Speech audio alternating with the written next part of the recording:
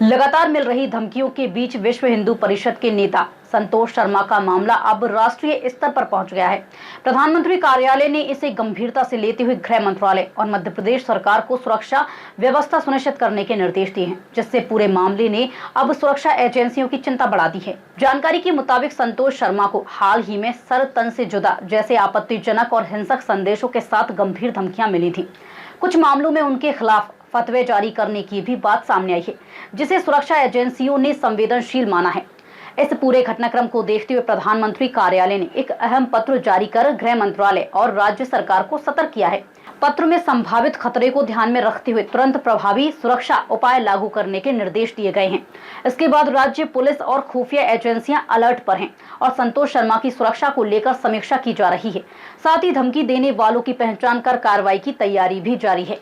माननीय प्रधानमंत्री जी नरेंद्र मोदी जी जो हैं, उनका मैं धन्यवाद ज्ञापित करता हूं कि वो छोटे से छोटे व्यक्ति की और कार्यकर्ता के ध्यान रखते हैं। निश्चित तौर पर पूर्व में भी कई बार माननीय प्रधानमंत्री जी के कार्यालय से उनको अवगत कराते हुए उनके कार्यालय से कई बार मेरी सुरक्षा के विषय में मध्य प्रदेश सरकार को और एमएचए को लिखा जा चुका है। सुरक्षा व्यवस्था तो है, किंतु उचित सुरक्षा नहीं है, इसलिए बार बार वो उसकी जानकारी लेते हैं और उचित सुरक्षा प्रदान करने के लिए बार बार पत्रों के माध्यम से, क्योंकि आईबी ने ही इसको स्पष्ट अवलोकन करके लिखा है कि इस्लामिक संगठन जो है उनसे मुझे जान का खतरा है। तो निश्चित तौर पर प्रधानमंत्री जो हैं वो नरेंद्र मोदी जी की आदत है, स्वयंसेवक है, तो वो हमेशा अपने कार्यकर्ताओं की और छोटे से छोटे व्यक्ति की यदि कोई समस्या हो तो उसको हल करने का प्रयास करते हैं। तो ये जानकारी उनको भी है। माननीय अमित शाह जी जो एमएचए है, मिनिस्ट्री ऑफ होम अफेयर्स से भी चिट्ठी मध्य प्रदेश सरकार को आई है। एक बार नहीं, कई बार आई है और मध्य प्रदेश सरकार की भी चिट्ठी प्रतिलिपि के रूप में मुझे कई बार आई है। 5 पत्र मेरे पास हैं मेरी सुरक्षा को लेकर कि मुझे कैटेगरी या जो भी सुरक्षा व्यवस्था उचित है वो दे दी जाए। किंतु व्यवस्था तो है सुरक्षा, लेकिन लोकल स्तर पर है और व्यवस्था सुरक्षा व्यवस्था है, किंतु जो आकलन है थ्रेट्स का उस आकलन के अनुसार नहीं है। इसलिए बार बार ये पत्राचार होते हैं, हमसे पूछा जाता है और बार बार ये पत्रों में लिखा हुआ आता है।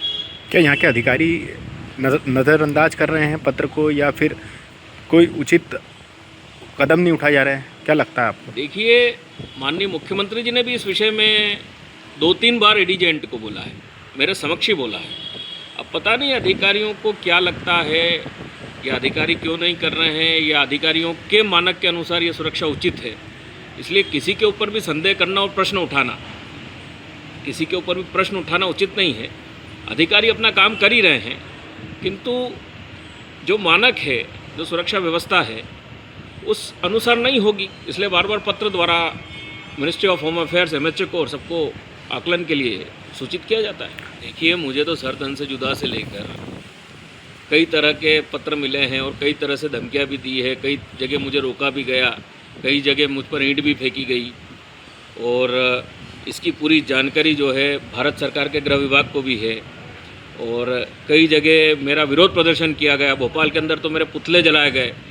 ऑल इंडिया मुस्लिम ऑर्गेनाइजेशन परिषद जो है इन्होंने तो खुली चेतावनी दी। कई चेतावनी पत्र, जिसको ये फतवा कहते हैं, वो मेरे खिलाफ जारी किए गए। अलीगढ़ से, इस्लामिया से, दारुल करके इनकी कोई कमेटी, उससे।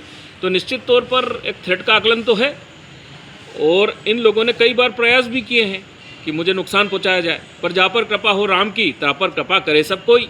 तो मैं तो सनातनी हूँ और राम के विचारों से चलने वाला और बढ़ने वाला व्यक्ति हूँ। जिसको जो करना है वो कर ले। मैं उनको आमंत्रित करता हूँ कि मुझे बचाने वाले मेरे राम हैं, और भारत सरकार में जो नरेंद्र मोदी बैठे हैं, जो राम जी के भक्तों की चिंता करते हैं, तो फिर हमें किसी बात का कोई भय नहीं है। इसलिए हम हमारा कार्य करते हैं और करते रहेंगे निरंतर राम जी की सेवा और सनातन की सेवा। फिलहाल इस पूरे मामले में सुरक्षा को सर्वोच्च प्राथमिकता दी जा रही है। एजेंसियां हर पहलू पर नजर बनाए हुए हैं ताकि किसी भी अप्रिय घटना को रोका जा सके और दोषियों के खिलाफ सख्त कार्रवाई सुनिश्चित की जा सके।